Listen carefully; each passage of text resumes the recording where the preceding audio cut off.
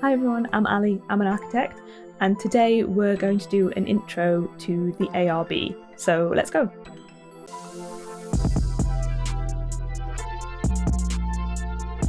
Okay, so this video is kind of a quick one that I'm going to do on the ARB and what that is and what it does, and then also another on the RIBA, as well as other kind of bodies that are like the RIBA in the other countries of the United Kingdom. So today we're going to do the ARB, which is the Architects Registration Board. So the ARB was established in 1997 by the creation of the Architects Act by Parliament, and we'll go into what the ARB does. Basically, it's a body that is created to protect the public by regulating architects and maintaining good standards and good codes of conduct within the profession, basically, for anyone using that title or practicing as an architect. Okay, so the ARB has 6 main roles that are prescribed by the Architects Act of 1997. The first of these is prescribing or recognising the qualifications needed to become an architect.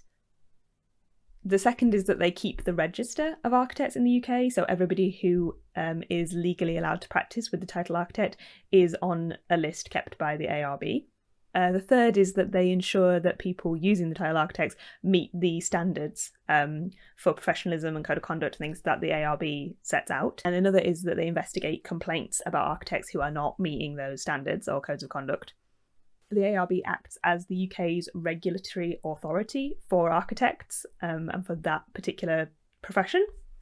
And finally, they are responsible for making sure that only people who are on the ARB's list are allowed to use the title architect in the presentation and sort of fulfillment of their services. This is where we come to a point that I've mentioned in the past. So in the UK, you need to be registered with the ARB to use the title architect. It's illegal to use it if you are not on that list. And the reason for that is to maintain the kind of professionalism and codes of conduct and qualification standards of architects in the UK. So if you're hiring somebody as a member of the public off of the ARB's list, then it means that they've reached a certain level, basically that they've passed their part 3, so that they have a certain level of competency to undertake that service, basically undertake that role as being an architect for you as a member of the public. And that's the key thing about the ARB compared to the RIBA. The ARB is about protecting the public from people practicing as architects who are not necessarily qualified to practice as architects. So people using that title must be on the list. This is something that you also need to know for your part 3, like what is the ARB and what is the RIBA, so and all the other kind of authorities that architects deal with. But basically this is maybe a little bit helpful for that. So section 13 of the Architects Act 1997 says that the ARB has to issue a code that kind of lays down the standards for professional conduct and practice of people people using the title architect that they have to fulfill. So if you're registered as an architect under the Act, you're subject to that code of conduct, and it's called the Architects Code, helpfully. So there's going to be a link in the description of this post to the Architects Code that the ARB provides, and it's something where you need to learn it for your part 3, so it's something that's kind of helpful for that, but also it's just something you should generally be aware of. If you are a member of the public watching this, then it's basically the regulations and the codes that your architect, if you hire one, needs to keep to. So you can kind of check that they're following the code in what they do, and if they don't, then you can complain to the ARB about them, and they handle the complaints procedure as I listed in one of the things that the Architects Act requires the ARB to do. So the Architects Code, which is Standards of Professional Conduct and Practice, has 12 points that you need to learn for your part 3, that you should know generally, that I'm reading, but I do know. And that as an architect you have to uphold, basically. Okay, so number 1 is be honest and act with integrity. So I think that's kind of quite self-explanatory. Obviously, you shouldn't make any statement which you know to be false. If a conflict of interest arises, then you would make sure that that was declared to your client. And basically, yeah, just act honestly in all of your work. And I think it's something it's at number 1 because it's the most important kind of element of the Architects Code, and it relates to all of the rest of them as well.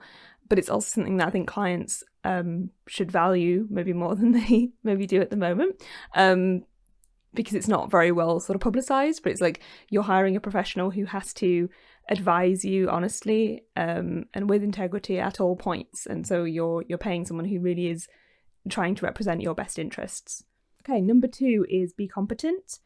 So again, that's pretty self-explanatory. That's kind of achieved through the process of passing your part 3 and everything, but you're expected to maintain your competency to carry out your professional work. Number 3 is promote your services honestly and responsibly. So again, that kind of relates back to number 1 and it's pretty self-explanatory. Number 4 is manage your business competently. So again, it's quite self-explanatory. Architects aren't necessarily the best at business, but the Architect's Code lays out the things that you need to have in place with your clients and generally, and also to make sure that you kind of have everything kind of reasonable to make sure that your business functions as it should and that you provide adequate sort of professional, financial and technical resources for any contract that you take on, again, to kind of protect and look after your clients. Number 5 is consider the wider impact of your work.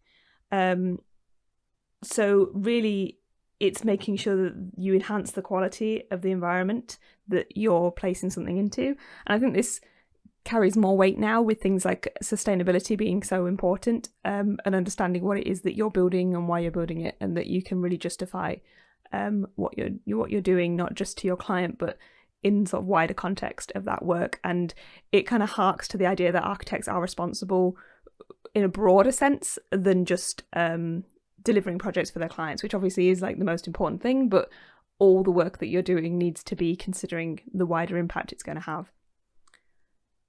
Number 6 is carry out your work faithfully and conscientiously. So again, I think that's pretty self-explanatory. Number 7 is be trustworthy and look after your client's money. So this specifically deals with the idea that architects might be holding clients' money for them. So there's rules like that the money of a client needs to be held in a separate bank account. A bank account needs to be interest bearing and the interest in it needs to go to the client. Things like this. I mean, a lot of architects don't hold money for clients anymore, but where they do, there's specific rules about what they need to do and the level of professionalism and trustworthiness in terms of taking on somebody else's resources like that. Number 8 is have appropriate insurance arrangements. So basically this is because architects require professional indemnity insurance that covers you and your practice and your employees, and you need to ensure that you maintain insurance that can meet any claims. You need to make sure that it covers anything that happens outside of professional practice. And you need to make sure that your employer does it as well. And you need to be able to provide evidence to the ARB if they ever ask for it of those insurances. So basically to protect you, your business and the public and your clients, like there's insurance to make sure that everything is basically kept safe as possible or insured. So number 9 is maintain the reputation of architects. So essentially this is not to do anything that might bring the profession as a whole into disrepute. And it also covers things like if you have any criminal convictions or anything, you need to report that information to the ARB and they then decide if that in any way affects your ability to practice. Number 10 is deal with disputes or complaints appropriately. So as with many businesses, architects need to have proper complaints procedures for their clients, as they have obviously a right to complain. And should they, then that should be dealt with within the practice.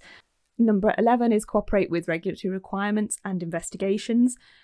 So this essentially means that you're expected to cooperate fully and promptly with the ARB if they have any requirements to see any of your information, or if they have any questions for you and you need to reply to them promptly with any details that they require. So that's basically the rules there. And finally, number 12 is have respect for others, which again, I think is clearly quite self-explanatory. So that's the Architect's Code that the ARB sets down. So by taking your part 3 and becoming qualified and using the title architect, you're automatically subject to all of those 12 points. And like I say, the code itself is much more detailed than just 12 like headline points.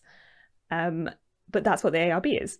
So the key things to remember with the ARB is that it's established by an Act of Parliament in 1997, and that its role is to protect the public, not architects themselves. So it's protecting the public from potential bad actors who are not qualified or competent to behave in that role. That's the purpose of the ARB, and it exists to also manage those people on the list that it maintains of architects. So if it receives complaints against them, then there is disciplinary procedures against them. As a part 3, you also should learn about the disciplinary procedures and how that works, the ARB does. And that's essentially what it means to be an architect. So one of my best friends compared it to like a Hippocratic oath. Basically, this is what you're agreeing to as an architect, and your responsibility to always act in accordance with this code. So it's kind of a big deal, but I guess that's what a profession is, and it's important that everybody in that profession is on the same page. So that's it for today. It's a quick introduction to the ARB. If you are doing your part 3, then you should be familiar with what the ARB is and its purpose in protecting the kind of title of architects and the role that architects do in their conduct and professionalism. I will drop a link in the description, as I said, that will be for the Architects Code, a link to that. If you have any questions on the ARB, then do drop them below and let me know. Otherwise, that's it for today, and I hope you have a great day wherever you are, and I'll see you next time. Thanks, guys. Bye. Why can't I think of the word roles? Sorry.